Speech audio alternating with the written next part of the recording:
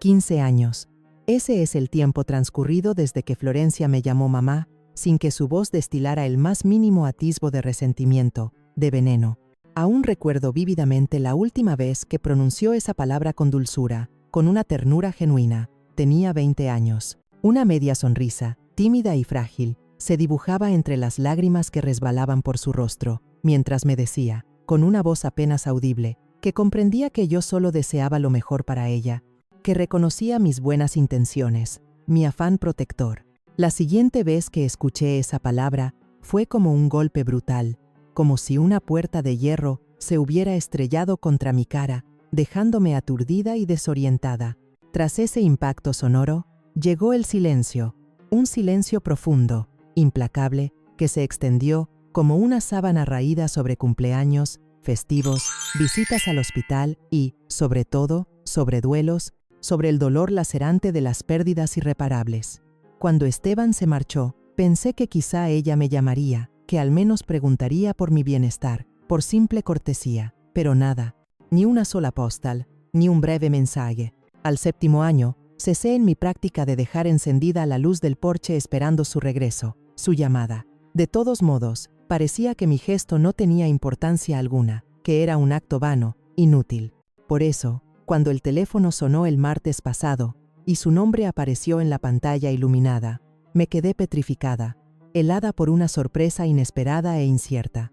Mi primer pensamiento fue que algo terrible había sucedido, que se trataba de una urgencia médica, un accidente, un desastre. Pero cuando respondí, su voz era ligera, casi melodiosa, con un tono alegre, despreocupado. «Hola, mamá», dijo sin más preámbulos, con una naturalidad desconcertante, como si hubiéramos conversado la semana anterior. No supe qué responder. Me quedé inmóvil en medio de la cocina, sujetando el teléfono como si se tratara de un pájaro diminuto, frágil, exótico. Ella llenó el silencio con una facilidad pasmosa. Preguntó por mi salud, por mi bienestar. Me contó que había estado pensando en mí, que deseaba visitarme, que le encantaría que conociera a su hijo, Mateo. Pronunció su nombre con la misma naturalidad con la que se menciona un objeto familiar, un utensilio cotidiano, como si yo ya lo conociera, como si los 8 años de su vida no hubieran transcurrido en un absoluto silencio, en una ausencia total de contacto, de imágenes, de fotos. «Es un niño tan dulce», dijo. «Se llevarían bien. Le encantan los rompecabezas». Rompecabezas. Eso es lo que ella consideró que podría cerrar la brecha de 15 años de silencio, de distanciamiento. No recuerdo qué respondí. Creo que dije que la habitación de invitados estaba limpia y que los jazmines estaban en flor. Fue una respuesta automática, como si mis palabras tuvieran una memoria propia, un instinto preprogramado. Cuando colgué, me quedé mirando por la ventana, hacia la calle, sin saber cuánto tiempo permanecí allí, sumida en mis pensamientos, en mis dudas. No podía distinguir si mis manos temblaban de emoción o de miedo, si el temblor era producto de la esperanza o del pánico. Una parte de mí ansiaba creer que aquello significaba una sanación, una reconciliación. Otra parte, más recelosa, más cautelosa, susurraba que quizá Florencia no había regresado realmente, que solo había encontrado una razón, una excusa, para llamar a mi puerta, para volver a entrar en mi vida. Más tarde, descubrí que ella ya lo sabía todo. Me contó, con un tono sereno pero firme, que yo había arruinado su vida con mis reglas, mis expectativas, mi voz, mi control asfixiante. Era otoño, y el viento, con su furia implacable, había arrancado la mitad de las hojas de los árboles, dejando al descubierto la fragilidad, la vulnerabilidad de la naturaleza. Todavía recuerdo cómo la puerta principal se cerró con un golpe seco, resonante, que hizo temblar los cristales del aparador, produciendo un eco que reverberó en mi interior. Florencia estaba en el vestíbulo, su maleta ya guardada en el maletero de ese viejo bocho verde oxidado que ella nunca quiso que yo viera. Tenía 20 años, rebosante de rabia, de una certeza inquebrantable, recién casada con un hombre al que conocía desde hacía solo 4 meses. «Ya no me controlas», dijo. «No soy tu proyecto personal». Yo le había dicho que no tenían ahorros, ningún plan a futuro, que él cambiaba de trabajo cada 2 por 3, con una inestabilidad preocupante. Le expresé mi miedo, mi temor de que ella repitiera mis errores, mi vida de penurias, de lucha constante, de supervivencia a base de esperanza y cupones de descuento. Pero ella solo escuchó un juicio, una condena. Nunca creíste en mí, nunca creíste que podía construir mi propia vida, me reprochó con amargura. Intenté acercarme, pronuncié su nombre, traté de detenerla. Ella dio un paso atrás, como rechazando mi contacto. Eres puro ruido, necesito silencio. Y se fue, sin un abrazo, sin una despedida, dejando tras de sí solo el sonido de las llantas escupiendo grava, mientras el vehículo se alejaba en la distancia. Al principio me dije a mí misma que necesitaba espacio, unos meses, tal vez un año. Le envié tarjetas de cumpleaños, pequeñas notas dobladas con flores prensadas, pequeños detalles que reflejaban mi cariño, mi esperanza de reconciliación. Cuando a Esteban le diagnosticaron su enfermedad, le dejé un mensaje. Cuando se fue, le dejé otro. El buzón permaneció siempre vacío, como si ella lo limpiara a diario, como si quisiera asegurarse de que mi voz, mi presencia, no entorpecieran su vida, su libertad recién encontrada. Pasaron los años. Su nombre dejó de aparecer en las conversaciones de la iglesia. Los amigos dejaron de preguntar por ella. Yo conservaba una fotografía suya en el pasillo, una foto tomada a los 17 años, con su uniforme de la banda escolar, sonriendo con una confianza plena en el mundo, en el futuro. Limpiaba ese marco cada semana, como un ritual, como un acto de fe, de esperanza. No sé qué dolió más, su silencio, su indiferencia, o darme cuenta poco a poco de que ella estaba bien, de que había encontrado la felicidad, la estabilidad que yo le había negado. Y aún así, cuando dijo mamá por teléfono la semana pasada, algo se abrió en mi interior. No del todo, no por completo, solo lo suficiente para volver a sentir el aire fresco de la esperanza, la posibilidad de una nueva oportunidad. A la mañana siguiente cambié las sábanas de la habitación de invitados. Casi lo tiro a la basura. Era un boleto de una gasolinera Pemex en la carretera Federal 15, una gasolinera que siempre me había desagradado, un lugar impersonal, frío. El café allí sabía a llanta quemada, y el cajero nunca te miraba a los ojos, dejando una sensación de indiferencia, de desasosiego. Solo entré a comprar pilas. El boleto permaneció sobre la mesa de la cocina durante 3 días antes de que lo rascara con el filo de un cuchillo de mantequilla, con nerviosismo e incertidumbre. Tuve que leerlo 3 veces. Pensé que era un error. 100 millones de pesos. No grité, no bailé, ni siquiera sonreí. No. Al principio, me senté a la mesa, coloqué el boleto plano y miré los números hasta que mi té se enfrió, hasta que la sorpresa se disipó, dejando paso a una sensación de incredulidad. Luego llamé al abogado de Esteban. No a mis amigos, ni al padre, ni siquiera a mi hermana. Solo a un hombre que sabía guardar secretos, un hombre discreto y confiable. Cobramos el premio en privado, con la máxima discreción. Al día siguiente, hice mi primera donación a un fondo para niños con cáncer que Esteban apoyaba cada año sin falta. Lo hice a su nombre. Sentí que él estaba allí, detrás de mí, asintiendo con aprobación, como dándome su bendición. No le conté a nadie más. No compré un coche nuevo, no me mudé. 2 semanas después, Florencia apareció en mi puerta. No avisó. Simplemente tocó el timbre, como solía hacer después de la escuela. Y ahí estaba. Abrigo beige, botas nuevas, el cabello más claro de lo que recordaba. Tomaba de la mano a un niño que me miró con ojos grandes, expresivos. Mateo dijo, «Esta es tu abuelita». El niño me ofreció una sonrisa tímida, insegura. Pronuncié su nombre en voz alta, saboreándolo, sintiendo lo extraño que sonaba en mi boca. Después de tanto tiempo, Florencia dio un paso adelante y me abrazó brevemente. Un abrazo rápido, contenido, casi mecánico. Su perfume olía caro, sofisticado, y así, sin más explicaciones, estaba de vuelta. Mateo tenía los ojos de su madre, pero nada de su cautela, de su recelo. No había nada rígido, ni ensayado en él. Era curioso, como solo los niños saben serlo. Su mirada se detenía en todo, desde el papel tapiz desgastado del pasillo hasta la fotografía de Esteban en la repisa. Durante el almuerzo, preguntó si el pastel de limón era de tienda o si lo había hecho yo misma, con mis propias manos. Me reí. Hacía mucho tiempo que un niño no me hacía reír sin ningún esfuerzo, sin ninguna intención. Después de comer, preguntó si tenía rompecabezas. Saqué una caja de cartón con juegos antiguos del armario del pasillo y encontré un rompecabezas de 100 piezas al que le faltaba la tapa desde hacía años. Nos sentamos en la mesa de la cocina y él trabajó casi en silencio, sus manitas enfocadas y firmes, concentradas en la tarea. Cuando colocó la última pieza, levantó la vista y dijo: «Abuelita, ¿eres de verdad?» «Creo que sí», respondí. «¿Por qué mamá dijo que tal vez no te recordaría bien? Pero creo que ahora sí». Esa noche, Florencia se ofreció a lavar los platos y se refirió a la casa como acogedora. Luego preguntó si alguna vez había considerado mudarme a algo más pequeño, algo más adecuado a mis circunstancias actuales. Más tarde, elogió el encanto vintage del solarium y preguntó cuánto tiempo llevaba viviendo en esa casa. Su voz era suave, pero sus ojos escaneaban los rincones, observando cada detalle, buscando algo, analizando. Quise creer que había venido por mí, que Mateo había encendido algo en ella, un resquicio de afecto, de cariño, pero había algo más en sus palabras, algo cuidadoso, indagador, calculador. Aún así, cuando Mateo me abrazó para despedirse y preguntó si podía volver pronto, dije que sí, sin dudarlo, sin vacilación. A la mañana siguiente, Florencia preparó café y preguntó si alguna vez había considerado crear un fideicomiso para la familia. Puso su mano sobre la mía y dijo: «No necesitas mucho, ¿verdad, mamá?».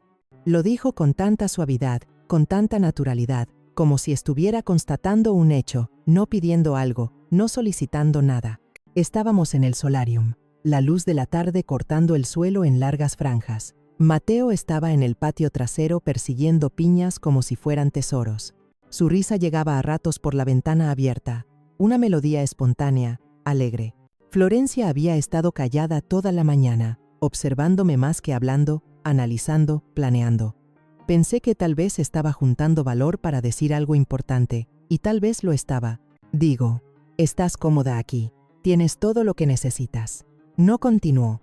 Su pulgar rozó el dorso de mi mano, un gesto sutil, pero significativo. «Siempre has sido tan práctica, tan cuidadosa». Esperé, la dejé llegar al punto por su cuenta, sin apresurarla. Es solo que Mateo crece tan rápido, y Joaquín y yo. Bueno, hemos estado buscando un lugar más cerca de su escuela, pero el mercado está imposible. Las rentas están por las nubes. Pensábamos que si pudiéramos salir adelante un poco, solo con una ayudita, tal vez para el enganche.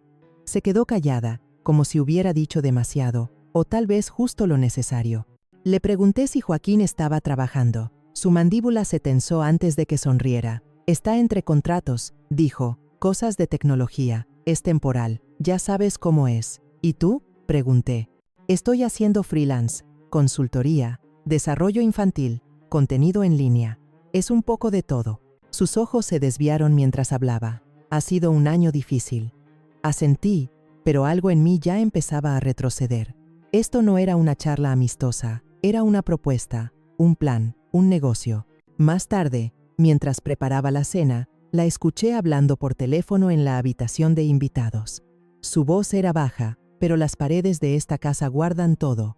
Capté palabras como momento, papeles, después de que firme, y luego, más suave, no sospecha nada. Revolví la sopa despacio, obligando a mis manos a mantenerse firmes, a no temblar. No estaba enojada, todavía no, solo vacía. Esa sensación que llega cuando tus instintos alcanzan a tu corazón, cuando la verdad se revela sin palabras. Esa noche, después de que Mateo se fue a dormir, ella preguntó si había considerado un fideicomiso. «No por mí», dijo, «por él, por tu legado». La miré por un largo rato y dije: «Lo pensaré», pero ya sabía lo que iba a darle, y no vendría con una firma. Ella pensó que sacaría la chequera. Saqué algo más. Cuando se fueron, Florencia con una sonrisa suave que no llegaba a sus ojos, Mateo, saludando con la palma pegada al vidrio del coche, me quedé en el vestíbulo mucho después de que las luces traseras desaparecieron. La casa volvió a estar en silencio, como antes.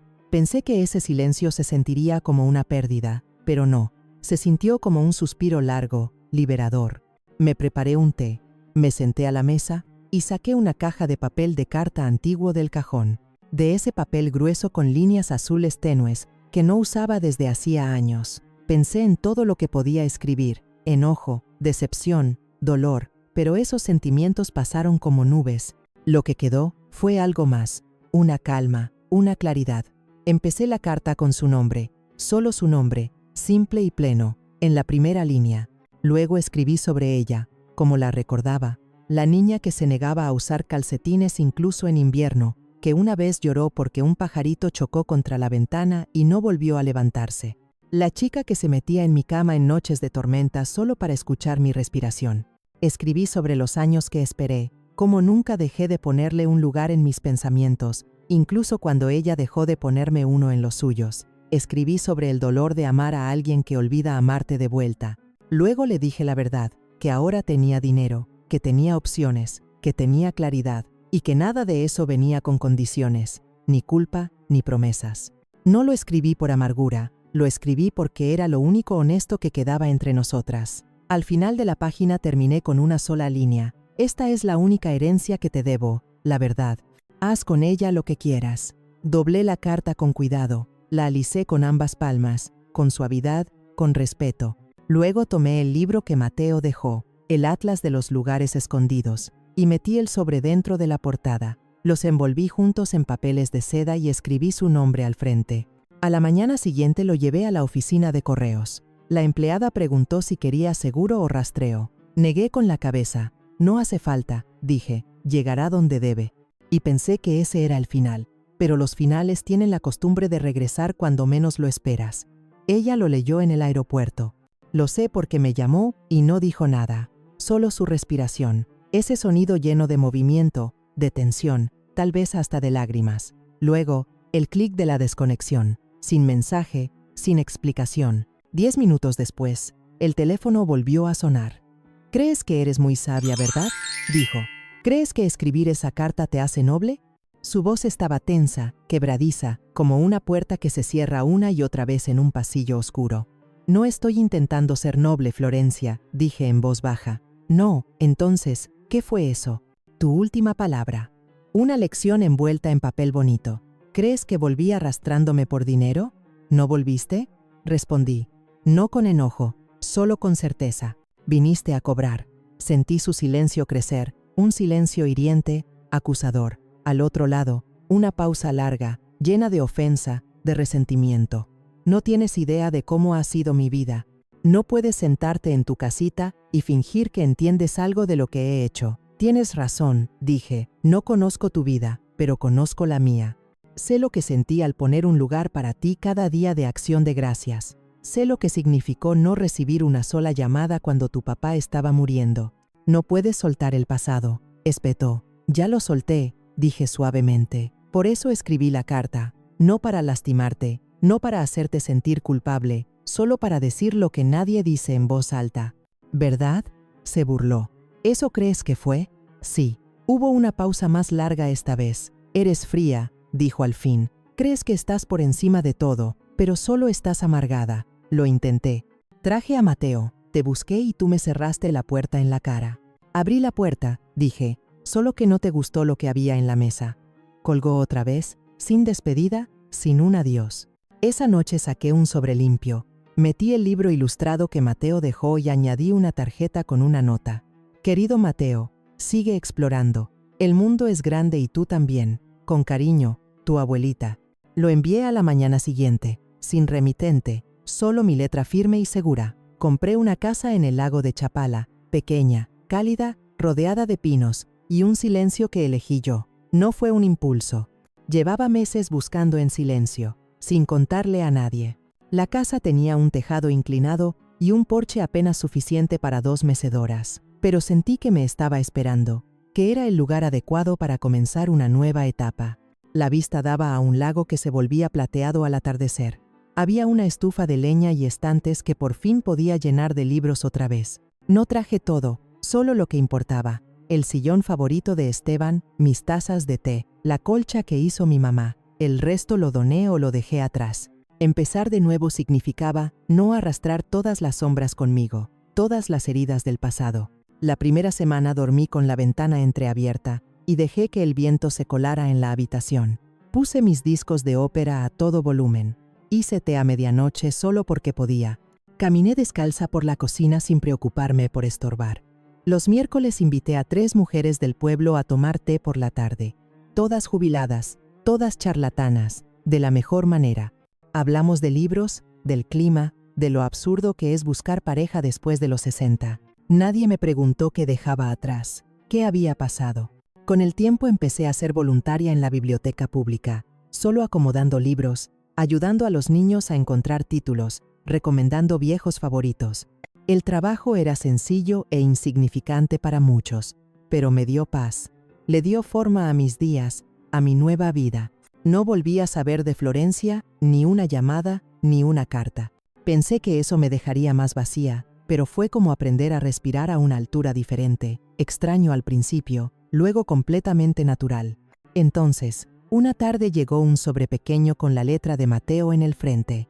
Era un dibujo en crayones de 2 personas tomadas de la mano, abuelita, paz, yo. El sobre era sencillo, del tipo que se usa para notas escolares o cuentas, sin remitente. Adentro estaba el dibujo doblado en papel arrugado, como el que les dan a los niños en la hora tranquila. Las figuras eran desiguales, mi cabeza demasiado grande, sus brazos largos como enredaderas, pero los reconocí. También dibujó mi taza amarilla de té y un corazón en el cielo. Debajo del dibujo, en letras cuadradas: te extraño, sin firma, sin explicación, solo eso. Me senté a la mesa y lo sostuve por un largo rato. Los bordes estaban arrugados y había una mancha azul en una esquina donde debió rozar algo en su mochila. No lloré, no llamé a Florencia, no pensé en lo que significaba o no significaba. Solo dejé que el papel se calentara en mis manos, que el cariño del niño se transmitiera a través del dibujo. A veces la voz de un niño encuentra su camino a través de los espacios que los adultos han sellado, que los adultos han creado. Colgué el dibujo en la pared sobre mi escritorio, junto a una foto desvaída de Esteban con su sombrero de jardinero. Se veía bien ahí, brillante, imperfecto y real. Más tarde esa noche preparé otro té y salí al porche. El viento se había levantado y los pinos se mecían como si contaran secretos. Me quedé afuera hasta que el cielo oscureció, hasta que el silencio se asentó de nuevo, un silencio tranquilo, sereno. A la mañana siguiente desperté temprano y comencé a escribir. El dinero no trajo a mi hija de vuelta, pero me devolvió algo mejor, a mí misma. Me dio espacio para escuchar mis propios pensamientos otra vez, para vivir sin disculparme, sin justificarme. Me dio tiempo para recordar quién era antes de que el silencio y la decepción me hicieran pequeña, me hubieran disminuido. Antes pensaba que la familia era resistencia, que el amor se demostraba con cuánto dolor estabas dispuesta a cargar. Pero el amor no es culpa, y la familia no es obligación. Ya no. Aprendí que la paz no te la regalan. Es algo que construyes, proteges y mantienes sagrado. No me arrepiento de haber abierto mi puerta a Florencia. Siempre me habría preguntado qué habría pasado, pero tampoco me arrepiento de haberla cerrado de nuevo, ¿no? Cuando quedó claro que mi tapete de bienvenida fue confundido con rendición. Algunos días aún pienso en ella. Me pregunto dónde está, si Mateo alguna vez habla del rompecabezas que terminamos en mi mesa. Pero esos pensamientos ya no duelen como antes. Pasan como el clima, como las nubes que se mueven en el cielo. Esta mañana regué el jardín. El romero se ha adaptado bien a la tierra y las hortensias están volviendo. Me quedé ahí mientras el viento movía los árboles y las campanas de viento en mi porche comenzaron a cantar una dulce melodía.